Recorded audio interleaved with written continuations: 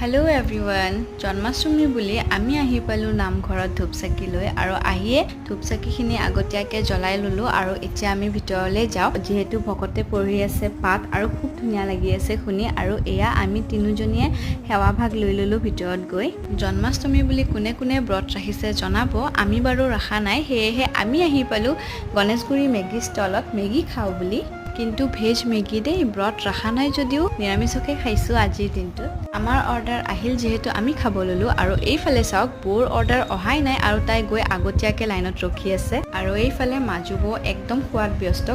গৰমে মুখত ভৰাই দিছে আৰু এই চাওক গাইজ এইফালে এনেকৈ কোনে ৰোল খায় বাৰু আৰু খোৱা মানুহজনী হৈছে আমাৰ ডাঙৰ বৌ এয়া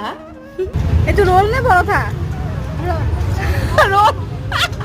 মেগী খাই আহিছিলোঁহে এইফালে আহি পোৱাৰ লগালগ দি দিলে খিচাৰি তাকে খাই আছোঁ আজিলৈ ইমানেই আছিলে বাই